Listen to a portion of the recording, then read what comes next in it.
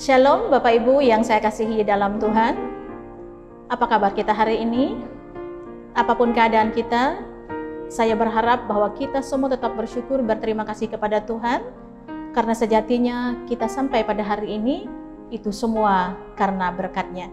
Kembali bertemu dengan saya, Pendeta Eladia, dalam renungan harian kita hari ini. Sama-sama kita mendengarkan firman Tuhan yang diambil dari Efesus, pasal yang pertama, ayat yang ketiga sampai ayat yang ke-14. Dan khusus untuk hari ini saya hanya mengambil ayat 4, ayat 5, ayat 7, dan ayat yang ke-14. Saudaraku, tema firman Tuhan yang kita dengarkan hari ini adalah ternyata kita sudah kaya. Saudaraku yang dikasihi Tuhan, kalau misalnya saya bertanya kepada saudara-saudara semua, siapa yang ingin kaya? Pasti kita semua angkat tangan, termasuk juga saya. Karena ternyata yang namanya menjadi kaya itu sangat enak. Menjanjikan kenyamanan, menjanjikan segala sesuatu yang kita harapkan di dalam hidup. Tapi Bapak Ibu, tahukah kita semua bahwa sebetulnya kita sudah kaya? Sekali lagi, tahukah kita semua bahwa sebetulnya kita sudah kaya? Dan kekayaan yang kita miliki ini adalah kekayaan yang nantinya kita bawa menghadap kerajaan Allah.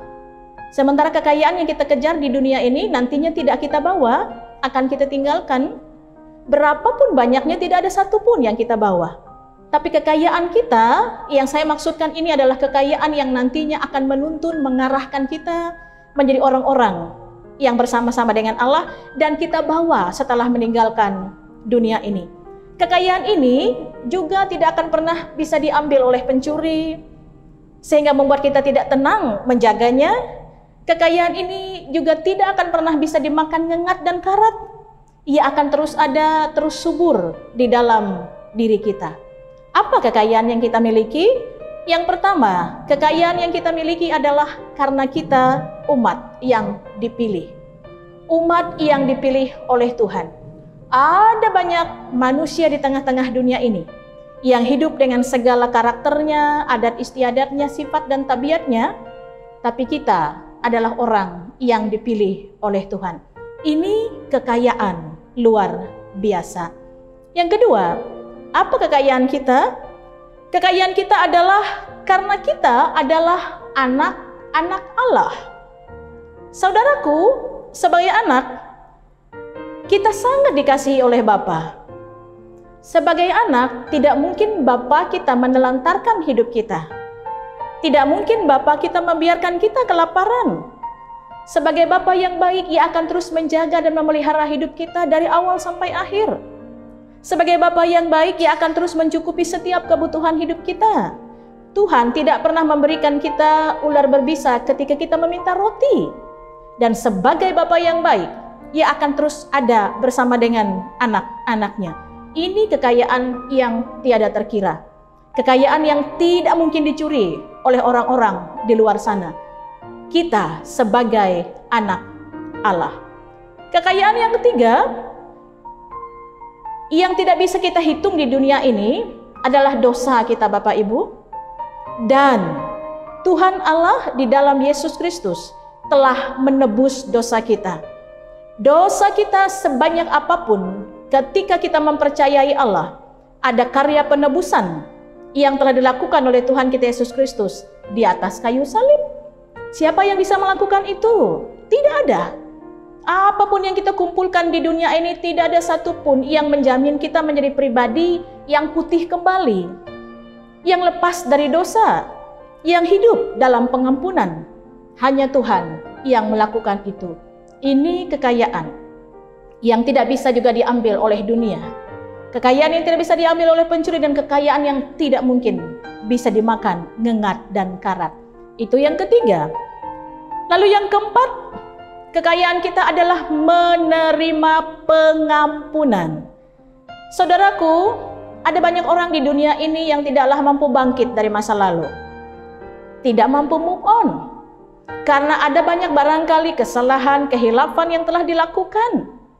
Tuhan kita Yesus Kristus mengampuni setiap hal yang telah dilakukan oleh semua orang yang percaya kepadanya. Asal di situ ada pertobatan sungguh-sungguh bahwa kita tidak lagi melakukan kesalahan yang sama. Jadi karya pengampunan yang dinyatakan oleh Tuhan Yesus Kristus dalam kehidupan kita membuat kita menjadi pribadi-pribadi yang sangat bersukacita dalam hidup ini. Sebab nantinya kita bersama-sama dengan Dia di dalam kerajaan Allah. Lalu ayat 14, kekayaan kita adalah karena Roh Kudus berdiam di dalam diri kita. Roh Kudus yang menegur, Roh Kudus yang memperingati, Roh Kudus yang berusaha menyadarkan kita untuk setiap kesalahan, untuk setiap kejahatan, kekeliruan, dan kehilafan yang dilakukan. Bapak Ibu, tidak ada harta benda di dunia ini yang bisa membuat kita menjadi pribadi yang barangkali bisa ditegur, dinasehati. Tapi ketika Roh Kudus bertahta dalam diri kita, maka Ia akan terus menuntun kita dan mengarahkan kita untuk hidup sesuai dengan kehendak Allah. Nah, saudaraku, beberapa hari kita telah memasuki tahun 2022. Tentu ada banyak hal yang nantinya akan kita rasakan. Entah tantangan, hambatan, rintangan, kegagalan, keberhasilan, kesuksesan, dan ada banyak lagi. Satu hal yang harus membuat kita terus melangkah, mantap beriman kepada Tuhan. Karena kita adalah umat yang dipilih. Karena kita adalah anak-anaknya Allah yang tidak mungkin Dia tinggalkan sendiri.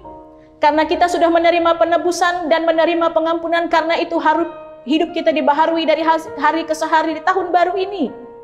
Karena kita selalu dikuasai oleh kuat kuasa Roh Kudus. Jadi apapun nanti yang kita alami dan rasakan, tidak akan pernah membuat kita jauh dari hadapan Tuhan. Nikmati kekayaan yang telah diberikan oleh Tuhan dalam hidup kita, dengan mau hidup dalam ketaatan, kepatuhan, dan kesetiaan kepada Dia. Tuhan Yesus memberkati. Amin. Mari kita berdoa. Maha kasih Engkau Tuhan, yang telah menganugerahkan kekayaan begitu luar biasa di dalam hidup kami. Kekayaan yang membuat kami tenang karena tidak mungkin dicuri oleh pencuri. Kekayaan yang tidak akan bisa dimakan ngengat dan karat. Kekayaan yang nantinya akan kami bawa menghadap Tuhan dan menghantar kami menuju kerajaan-Mu. Terima kasih untuk setiap pemberian-pemberian terbaik yang Engkau wujud nyatakan dalam kehidupan kami. Bapa di surga, diberkatilah warga jemaat-Mu dalam perjuangan mereka untuk terus setia kepada Tuhan, untuk tetap taat, mematuhi Engkau dalam keseluruhan hidup mereka. Mari perjuangan itu disertai dan diberkati, agar kami semua warga jemaat-Mu tetap menjadi pribadi yang tidak beralih di hadapan-Mu. Pribadi yang sudah Engkau pilih, anak-anak yang taat dan patuh, anak-anak yang menghargai penebusan dan pengampunan yang telah Engkau nyatakan dalam hidup kami, sehingga mensyukurinya sekaligus melakukan setiap hal yang menyenangkan hati Tuhan sebagai ungkapan syukur dan terima kasih karena Engkau telah menebus dan mengampuni dosa-dosa kami. Anak-anak yang selalu lembut hati ketika kami ditegur oleh kuasa Roh Kudus Tuhan untuk tidak melakukan kesalahan, kehilafan, dan kekeliruan di tengah-tengah dunia ini. Hingga dalam berbagai hal ya Tuhan, dalam keberadaan kami yang apa adanya ini, hidup kami tetap boleh menyenangkan hati-Mu.